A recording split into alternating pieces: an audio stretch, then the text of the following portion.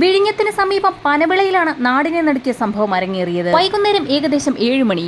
ബിനു കേശവൻ എന്ന വ്യക്തി അയാളുടെ വീടിന്റെ ഉമ്മറപ്പടിയിൽ ഇരിക്കുമ്പോഴാണ് തൊട്ടയൽവക്കത്തെ ശ്രീകുമാറിന്റെ മകൻ ശ്രീരംഗ് ഭയന്ന് വിറച്ചുകൊണ്ട് അങ്ങോട്ടേക്ക് ഓടിയെത്തിയത്. തൊട്ടടുത്ത് എന്തോ വലിയ സംഭവം നടന്നിട്ടുണ്ടെന്ന് മനസ്സിലാക്കിയ ബിനു കേശവൻ ആ ചെറുപ്പക്കാരനൊപ്പം അയാൾ കാണിച്ച സ്ഥലത്തേക്ക് പുറപ്പെട്ടു. ശ്രീകുമാറിന്റെ മകനൊപ്പം PSC കമ്പൈൻ സ്റ്റഡി നടത്തുന്ന കുറച്ച് കുട്ടികളും അവിടെ ഉണ്ടായിരുന്നു. കുട്ടികൾ പഠിക്കുന്നതിനായി ഒത്തുകൂടുന്ന ടെറസ് വീടിന് തൊട്ട് ചേർന്നായി ആസ്ബെറ്റോസ് കൊണ്ടുള്ള ഒരു വീടുണ്ടായിരുന്നു. അവിടേക്കാണ് ബിനു കേശവനെ കൂട്ടിക്കൊണ്ടുപോയത്.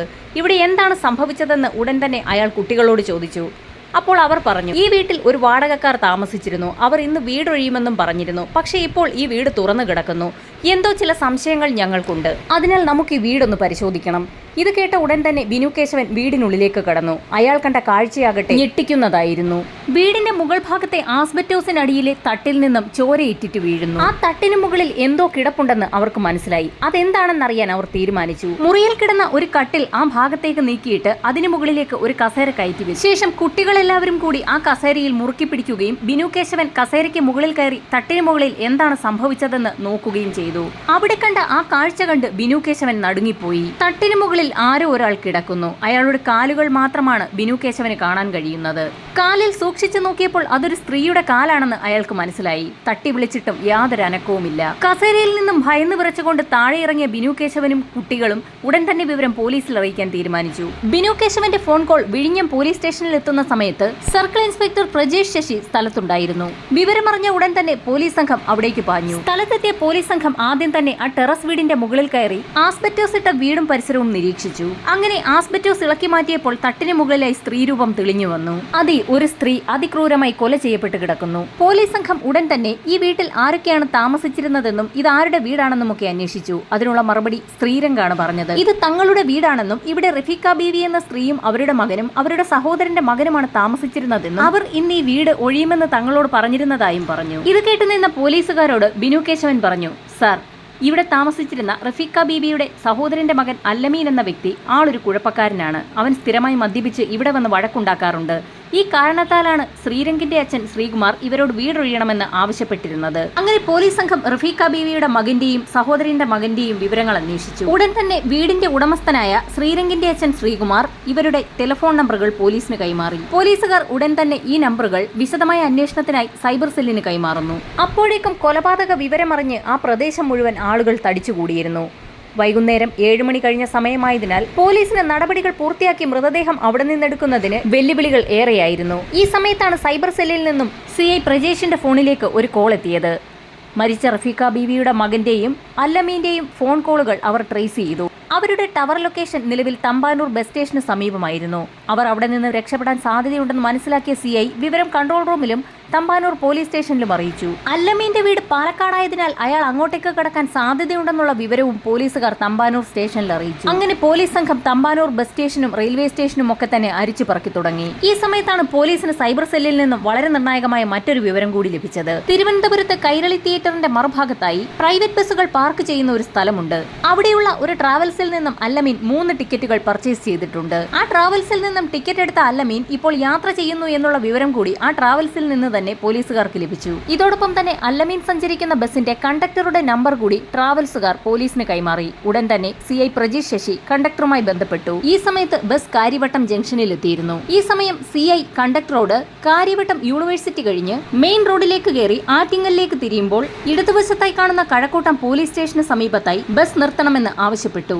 ഇതേ സമയം തന്നെ CI കഴക്കൂട്ടം പോലീസ് സ്റ്റേഷനിൽ വിളിച്ച് ബസിന്റെ നമ്പറും മറ്റ് ഡീറ്റെയിൽസും നൽകിയിരുന്നു. അങ്ങനെ പോലീസ് സംഘവും വിഴിഞ്ഞത്തു നിന്നും കഴക്കൂട്ടത്തേക്ക് തിരിച്ചു. അപ്പോഴേക്കും ബസ് കഴക്കൂട്ടം പോലീസ് സ്റ്റേഷന് സമീപത്തേക്ക് എത്തുകയും അവിടെ സ്റ്റേഷൻ പരിസരത്ത് നിർത്തുകയും ചെയ്തു. ഉടൻ തന്നെ പോലീസുകാർ ബസിനുള്ളിലേക്ക് കയറി പരിശോധന ആരംഭിച്ചു. അല്ലമീൻ ബുക്ക് ചെയ്തിരുന്നത് 21, 22, 23 സീറ്റുകളായിരുന്നു.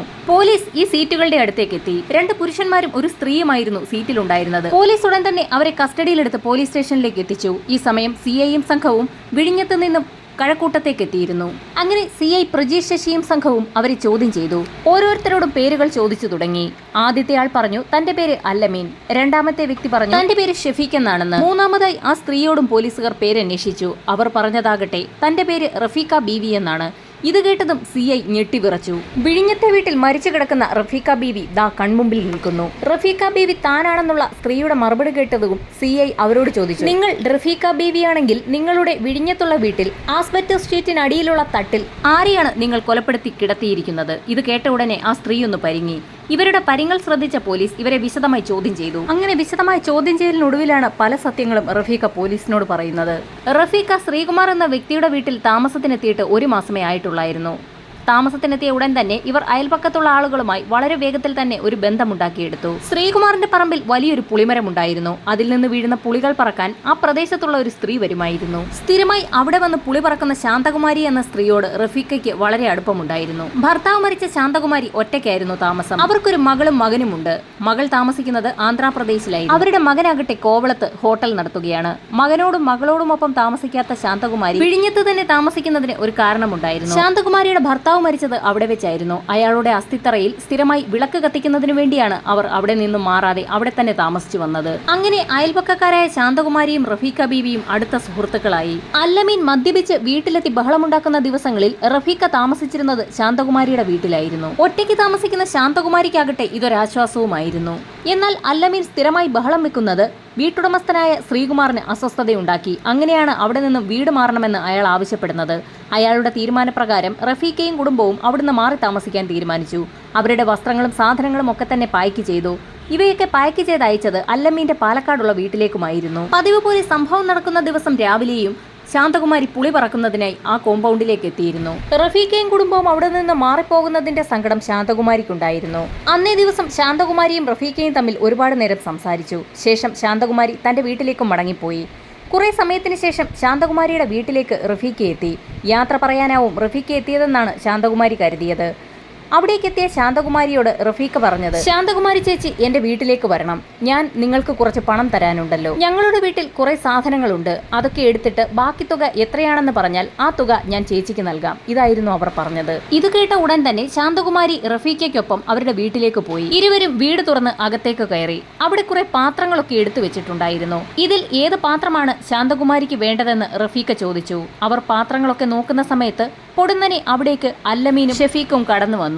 അവർ ആ വീട്ടിൽ ഉണ്ടായിരുന്നു എന്നുള്ള കാര്യം ശാന്തകുമാരിക്ക് അറിവില്ലായിരുന്നു.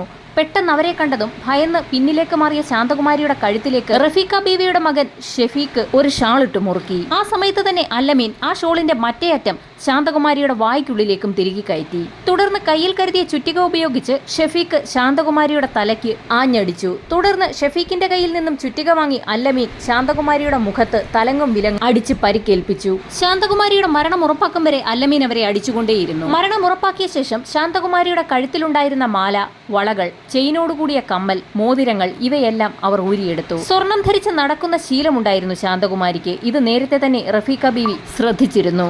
അങ്ങനെയാണ് ഏത് വിധേനയും ഈ സ്വർണം കൈക്കലാക്കാൻ റഫീഖ തീരുമാനിച്ചത്. അപ്പോഴേക്കും ശാന്തകുമാരിയുടെ ശരീരത്തിൽ നിന്നും ഒഴുകിയെത്തുന്ന രക്തം കൊണ്ട് ആ മുറി നിറഞ്ഞിരുന്നു.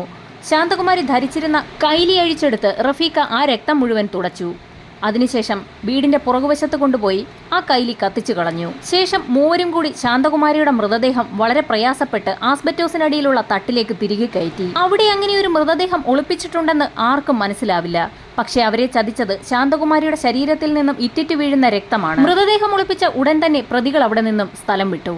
നേരെ പോയത് വിഴിഞ്ഞം അഞ്ജന ജുവലറിയിലേക്കാണ്. ശാന്തകുമാരിയുടെ ചില ആഭരണങ്ങൾ അവർ അവിടെ തന്നെ വിറ്റു. അങ്ങനെ ലഭിച്ച പണവുമായി അവർ തിരുവനന്തപുരം അമലാസ് റെസിഡൻസിയിലെത്തി ഒരു മുറിയെടുത്ത് കുളിച്ച് വസ്ത്രങ്ങളൊക്കെ മാറി. ശേഷം തമ്പാനൂർ ബസ് സ്റ്റേഷന് പുറകുവശത്തുള്ള ട്രാവൽസിലെത്തി പാലക്കാട്ടേക്കുള്ള ടൂറിസ്റ്റ് ബസ്സിൽ 3 സീറ്റുകൾ ബുക്ക് ചെയ്തു. എന്നാൽ വൈകുന്നേരം 7 മണിക്ക് ശേഷം മാത്രമേ ബസ് ഉള്ളൂ. അന്ന് ഭീമാപ്പള്ളി ഉറൂസ് നടക്കുന്ന സമയമായിരുന്നു. അതിനാൽ തന്നെ ബസിന്റെ സമയമാകുന്നത് വരെ അവിടെ ചെലവഴിക്കാൻ അവർ തീരുമാനിച്ചു.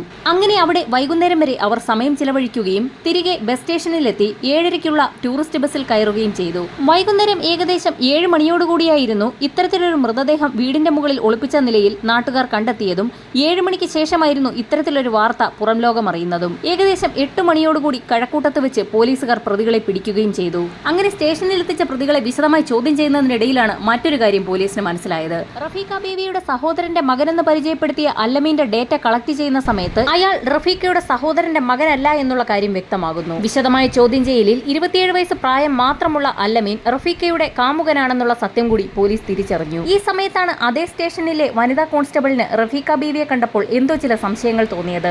ഉടൻ തന്നെ വിവരം CIയെ അറിയിച്ചു. ആ വനിതാ കോൺസ്റ്റബിൾ ഒരു വർഷം മുൻപ് കോവളം സ്റ്റേഷനിലായിരുന്നു. അവിടെ വർക്ക് ചെയ്യുന്ന സമയത്ത് 14 വയസ്സുള്ള ഒരു പെൺകുട്ടി അതിക്രൂരമായി കൊല്ലപ്പെട്ട ഒരു കേസ് രജിസ്റ്റർ ചെയ്തിരുന്നു. ആ പെൺകുട്ടിയുടെ കൊലപാതകവുമായി ബന്ധപ്പെട്ടുള്ള കേസ് നടക്കുന്ന സമയത്ത് കൊല്ലപ്പെട്ട പെൺകുട്ടിയുടെ വീടിന് പരിസരത്തുള്ള ആളുകളെ ചോദ്യം ചെയ്യുന്ന കൂട്ടത്തിൽ റഫീഖ ബീവിയും ഉണ്ടായിരുന്നു. അതെ, അന്ന് കോവളത്തായിരുന്നു റഫീഖയും കുടുംബവും വാടകയ്ക്ക് താമസിച്ചിരുന്നത്. അന്ന് റഫീഖ പോലീസിന് കൊടുത്ത മൊഴി ഇപ്പോഴും വനിതാ കോൺസ്റ്റബിളിന് ഓർമ്മയുണ്ടായിരുന്നു.